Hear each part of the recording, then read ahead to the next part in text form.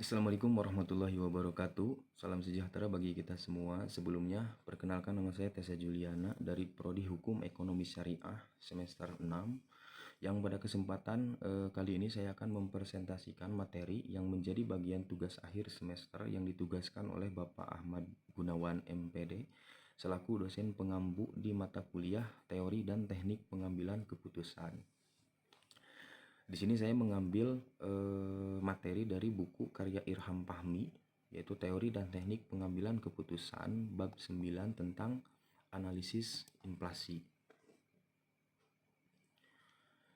Nah, ini adalah mind map atau peta konsep yang sudah saya buat tentang analisis inflasi, di mana yang pertama itu ada pembagian inflasi ya, ada inflasi domestik, inflasi impor, ada inflasi inti dan juga inflasi non inti. Nah, selanjutnya ada perhitungan inflasi, yaitu indikator yang menjadi acuan dasar untuk menghitung inflasi itu seperti apa. Contohnya seperti IHK, IHPB, IHP dan juga PDB. Nah, selanjutnya itu ada tujuan perhitungan inflasi, misalnya dari sektor real investment atau financial investment, dan juga bisa menjadi tujuan indeks. Nah, selanjutnya ada pengaruh inflasi atau dampak yang disebabkan kalau misalnya inflasi yang tinggi itu seperti apa dampaknya, dan juga inflasi yang tidak stabil itu akan seperti apa dampaknya. Nah, sebelum lanjut ke pembahasan, yang perlu kita ketahui adalah apa sih inflasi itu. Nah, secara sederhana, inflasi itu diartikan sebagai kenaikan harga secara umum dan juga terus-menerus dalam jangka waktu yang tertentu. Nah, kenaikan harga dari satu atau dua barang saja itu tidak bisa disebut sebagai inflasi, kecuali bila kenaikan itu terus meluas atau mengakibatkan kenaikan harga pada barang yang lainnya itu menjadi tinggi. Nah, sementara pengertian lain dari Badan Pusat Statistik atau BPS menyebutkan bahwa inflasi itu adalah keadaan perekonomian negara di mana ada kecenderungan kenaikan harga-harga dan jasa dalam waktu yang panjang. Nah, hal ini disebabkan karena tidak seimbangnya arus uang dan juga barang yang dikonsumsi oleh konsumen. Nah, ini adalah materi yang saya ambil dari buku Irham Fahmi bab 9 tentang inflasi yang seperti tadi saya sebutkan. Di mind map atau di peta konsep itu ada pembagian inflasi yang pertama, terus perhitungan inflasi itu ada indeks harga konsumen IHK, ada indeks harga perdagangan besar atau IHPB, ada indeks harga produsen atau IHP, dan ada juga produk domestik bruto atau PDB. Yang selanjutnya ada tujuan perhitungan inflasi dan juga pengaruh inflasi itu seperti apa. Nah, kita langsung ke pembahasan yang pertama, yaitu pembagian inflasi. Yang pertama itu ada inflasi domestik, adalah kondisi inflasi yang bersumber dari dalam negeri. Artinya inflasi ini biasanya terjadi dikarenakan jumlah uang yang beredar di masyarakat itu lebih banyak dibandingkan dengan kebutuhan. Nah, inflasi ini juga dapat terjadi ketika barang atau jasa tertentu berkurang, nah sedangkan permintaan pasar itu tetap, yang membuat harga menjadi lebih naik. Nah, yang kedua ada yang namanya inflasi impor atau luar negeri. Nah, inflasi impor disebut juga sebagai inflasi atau kenaikan harga umum dan berkelanjutan dikarenakan kenaikan biaya produk-produk impor. Nah, kenaikan harga ini berkaitan dengan harga bahan baku dan semua produk atau layanan impor yang digunakan perusahaan di suatu negara. Nah, yang ketiga ada inflasi inti dan juga inflasi non inti. Apa itu inflasi inti? Yaitu komponen inflasi yang cenderung menetap atau persisten di dalam pergerakan inflasi dan dipengaruhi oleh faktor fundamental. Contohnya seperti interaksi permintaan dan juga penawaran, ada lingkungan eksternal, nilai tukar, harga komoditi, inflasi mitra dagang, dan juga inflasi dari pedagang dan juga konsumen. Nah, selanjutnya ada inflasi non inti, yaitu komponen inflasi yang cenderung tinggi dikarenakan dipengaruhi oleh selain faktor fundamental, komponen inflasi non-inti itu terdiri dari inflasi komponen yang bergejolak. Artinya inflasi yang dominan dan dipengaruhi oleh kelompok bahan makanan seperti panen atau gangguan alam atau faktor perkembangan harga komoditas pangan domestik maupun perkembangan harga pangan internasional. Nah, selanjutnya ada inflasi komponen harga yang diatur oleh pemerintah. Nah, inflasi yang dominan dipengaruhi oleh berupa kebijakan-kebijakan harga oleh pemerintah seperti contohnya harga BBM yang bersubsidi, terus tarif listrik dan juga tarif angkutan yang lain-lain gitu. Nah, selanjutnya kita juga harus mengetahui jenis-jenis inflasi itu apa saja gitu berdasarkan dampak yang disebabkan gitu ya kan, khususnya di sektor ekonomi gitu. Yang pertama ada inflasi ringan, inflasi yang mudah atau belum begitu mengganggu perekonomian di suatu negara. Nah, biasanya di bawah 10% per tahun ya untuk inflasi ringan ini untuk rasio kenaikannya. Nah, sedangkan yang kedua ada inflasi sedang. Inflasi ini dapat menurunkan tingkat kesejahteraan masyarakat yang berpenghasilan tetap. Nah, tetapi belum membahayakan aktivitas perekonomian di negara gitu. Nah, inflasi sedang ini berada di kisaran kenaikan harga 10 sampai 30% per tahun. Nah, selanjutnya ada inflasi berat. Jenis inflasi ini bisa mengakibatkan kekacauan di suatu negara. Kondisi ini umumnya membuat masyarakat itu lebih memilih untuk menyimpan barang dan tidak mau menabung dikarenakan bunganya yang jauh lebih rendah ketimbang nilai inflasi itu sendiri. Nah, kenaikan harga inflasi ini ada di kisaran 30% sampai 100% per tahun. Nah, selanjutnya ada inflasi yang sangat berat. Nah, di tingkat inflasi ini sudah mengacaukan perekonomian suatu negara dan sangat sulit sekali untuk dikendalikan.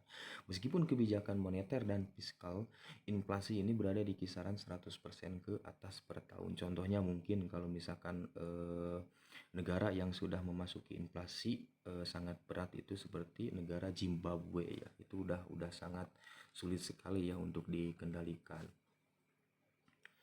Nah, selanjutnya yang kedua itu ada indikator perhitungan inflasi. Nah, apa itu indikator perhitungan inflasi? Contohnya seperti yang pertama indeks harga konsumen atau IHK. Nah, indikator ini yang sering digunakan untuk mengukur tingkat inflasi harga konsumen atau IHK. Nah, perubahan IHK dari waktu ke waktu itu menunjukkan pergerakan harga dari paket barang dan jasa yang dikonsumsi oleh masyarakat. Penentuan barang dan jasa dalam keranjang IHK dilakukan atas dasar survei biaya hidup atau SBH yang dilaksanakan oleh Badan Pusat Statistik atau BPS. Nah, kemudian menjadi perkembangan harga dari barang dan jasa tersebut secara signifikan gitu. Nah, yang selanjutnya indikator inflasi lainnya berdasarkan international best practice, antara lain contoh seperti indeks harga perdagangan besar atau IHPB. Harga perdagangan besar dari suatu komoditas ialah harga transaksi yang terjadi antara penjual atau pedagang besar pertama dengan pembeli pedagang besar berikutnya dalam jumlah besar pada pasar pertama atau suatu komoditas. Nah, selanjutnya ada indeks harga produsen atau IHP. Nah, indikator ini mengukur perubahan rata-rata harga yang diterima oleh produsen domestik untuk barang yang mereka hasilkan. Nah, selanjutnya ada produk domestik bruto atau PDB, menunjukkan besarnya perubahan harga dari suatu barang baru gitu ya. Barang produksi lokal atau barang jadi dan juga jasa. Nah, PDB ini dihasilkan dengan membagi PDB atas dasar harga nominal dengan PDB atas dasar harga konstan. Nah, selanjutnya ada indeks harga aset atau IHA. Ini indeks mengukur pergerakan harga aset antara lain misalkan contoh seperti properti, saham yang dapat dijadikan sebagai indikator adanya tekanan terhadap harga secara keseluruhan. Nah, selain itu ada pengelompokan inflasi yang diukur oleh IHK di Indonesia itu dikelompokkan ke dalam 7 kelompok pengeluaran. Yang pertama ada kelompok bahan makanan, yang kedua ada kelompok makanan jadi atau minuman, yang ketiga ada kelompok perumahan, air, listrik, gas, dan juga bahan bakar. Selanjutnya ada kelompok sandang, ada kelompok kesehatan, kelompok pendidikan, rekreasi, dan juga olahraga, serta kelompok transport, komunikasi, dan juga jasa keuangan. Nah, yang selanjutnya itu tujuan perhitungan inflasi dari sektor real investment atau investasi yang nyata secara umum yang melibatkan aset yang berwujud. Nah, bagi investor real investment yang berkeinginan untuk berinvestasi ke suatu negara itu bisa menjadikan informasi ini sebagai salah satu rekomendasi. Karena secara umum melibatkan tentang data-data aset yang berwujud gitu, seperti tanah, mesin-mesin atau pabrik-pabrik yang real atau nyata. Nah, yang kedua, financial investment, yaitu untuk investor kategori ini bisa menjadi perhitungan atau bisa menjadi base analyzer, misalnya seperti pada obligasi yang dibeli oleh seseorang. Nah, sedangkan pembelian yang sama oleh organisasi atau industri itu dapat memerlukan indeks perhitungan yang berbeda. Nah, secara garis besar, indeks harga adalah perbandingan harga rata-rata suatu barang dari waktu ke waktu dengan melihat tahun yang dihitung dengan harga rata-rata tahun dasar. Nah, tujuan dari perhitungan harga indeks itu adalah sebagai penunjuk atau indikator yang dapat digunakan dalam mengukur kegiatan ekonomi secara umum. Nah, yang selanjutnya yaitu pengaruh inflasi atau dampak inflasi. 65% inflasi itu timbul dikarenakan adanya tekanan dari sisi supply, dari sisi permintaan, dan dari ekspektasi inflasi. Nah, faktor-faktor terjadinya cost pause atau cost inflation itu dapat disebabkan oleh depresiasi nilai tukar, dampak inflasi luar negeri, nah terutama negara-negara yang bekerja sama di bidang perdagangan, peningkatan harga-harga komoditi yang diatur oleh pemerintah akibat contoh misalkan seperti bencana alam dan juga terganggunya distribusi itu bisa mempengaruhi.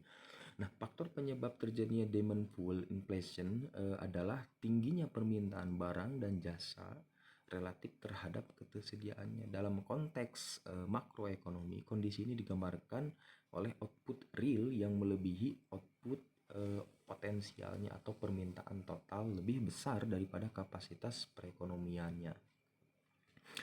Nah, sementara itu faktor ekspektasi inflasi ini dipengaruhi oleh perilaku masyarakat dan pelaku ekonomi dalam menggunakan ekspektasi angka inflasi dalam keputusan kegiatan ekonomi. Nah, ekspektasi inflasi tersebut apakah lebih cenderung bersifat adaptif atau forward looking? Nah, hal ini tercermin dari perilaku pembentukan harga di tingkat produsen dan pedagang, terutama pada saat misalnya contoh menjelang hari-hari besar keagamaan seperti Lebaran, Natal, ataupun juga Tahun Baru, dan juga misalkan penentuan upah minimum provinsi atau UMP. Nah, meskipun ketersediaan barang secara umum diperkirakan mencukupi dalam mendukung kenaikan permintaan, namun harga barang dan jasa pada saat hari raya keagamaan itu meningkat lebih tinggi, dan kondisi tersebut disebut sebagai supply demand. Demikian halnya pada saat penentuan UMP, contohnya pedagang ikut meningkatkan harga barang meskipun kenaikan upah tersebut tidak terlalu signifikan dalam mendorong peningkatan permintaan sebagai konsumen ya. Nah, selanjutnya pentingnya kestabilan atau pentingnya kita menjaga kestabilan harga ya. Karena inflasi yang rendah dan stabil itu merupakan persyaratan bagi pertumbuhan ekonomi yang berkesinambungan, yang pada akhirnya memberikan manfaat bagi peningkatan kesejahteraan masyarakat. Nah, pentingnya pengendalian inflasi ini didasarkan pada pertimbangan bahwa inflasi yang tinggi itu tidak stabil atau dapat memberikan dampak negatif kepada kondisi sosial ekonomi masyarakat. Nah, yang pertama contoh inflasi yang tinggi itu akan menyebabkan pendapatan real masyarakat akan terus menurun. Nah, sehingga standar hidup dari masyarakat itu turun dan akhirnya menjadikan semua orang, terutama orang miskin itu bisa menjadi lebih miskin lagi. Nah, yang kedua ada inflasi yang tidak stabil, itu akan menciptakan ketidakpastian bagi pelaku ekonomi dalam mengambil keputusan. Pengalaman empiris menunjukkan bahwa inflasi yang tidak stabil akan menyulitkan keputusan masyarakat dalam melakukan konsumsi, investasi, dan juga produksi, yang pada akhirnya akan menurunkan pertumbuhan ekonomi. Nah, yang ketiga adalah tingkat inflasi domestik yang lebih tinggi dibanding dengan tingkat inflasi di negara tetangga, yang menjadikan tingkat bunga domestik real menjadi tidak kompetitif. Nah, sehingga tidak memberikan tekanan pada nilai rupiah. Nah, selanjutnya hubungan antara inflasi dan juga pengambilan keputusan adalah keputusan diambil untuk menangani atau mengurangi inflasi. Contohnya, ketika inflasi terjadi, mungkin pemerintah akan melakukan operasi pasar. Nah, masyarakat itu selalu menganggap inflasi itu membahayakan karena akan berdampak pada melonjaknya harga barang serta kebutuhan hidup masyarakat. Nah, kita sebagai masyarakat bisa mengambil keputusan untuk mengatasi masalah inflasi ini. Contohnya, jika inflasi itu terjadi, pemerintah itu biasanya sudah memiliki perencanaan ya. Ambil contoh misalkan pemerintah Indonesia dan juga Bank Indonesia sudah memiliki target tahunan untuk mengatasi apabila terjadinya inflasi. Nah, kita sebagai masyarakat juga bisa mengambil bagian dalam mengatasi inflasi. Contohnya misalnya, yang pertama, kita tidak berlebihan ketika membeli sembako atau bahan pokok atau kebutuhan lain untuk sehari-hari ya. Nah, yang kedua, kita jangan panik apabila terjadi sebuah fenomena atau anomali, misalnya produksi bawang merah atau cabai itu merosot sehingga harga melonjak. Nah, jangan sampai kita membeli dalam jumlah yang banyak dikarenakan kita panik ataupun takut gitu ya. Nah, jika hal ini terjadi, justru bisa menaikkan harga menjadi lebih tinggi karena permintaan yang amat besar. Nah, inflasi sendiri itu memang tidak bisa diduga kapan dan akan terjadi, seperti kita tidak tahu bisa datang kapan saja gitu. Oleh karena itu, kita bisa mengatasi inflasi dengan mengontrol keuangan secara baik. Pemahaman tentang ilmu ekonomi juga harus dimiliki untuk mengatasi masalah keuangan yang dihadapi di masa mendatang. Nah, investasi juga sangat bermanfaat ya untuk finansial jangka panjang kita, karena pertumbuhan uang dapat mengalahkan inflasi sehingga daya beli kita itu tidak akan menurun. Nah, mungkin cukup sekian materi yang bisa saya sampaikan. Sebelumnya mohon maaf apabila ada kata-kata yang kurang mengenakan atau yang tidak berkenan. Sekali lagi saya ucapkan terima kasih kepada Bapak Ahmad Gunawan sebagai dosen pengampu dari mata kuliah teori dan pengambilan keputusan. Terima kasih juga atas bimbingannya kepada Bapak Ahmad Gunawan. Wabillahi taufiq wal hidayah. Wassalamualaikum warahmatullahi wabarakatuh.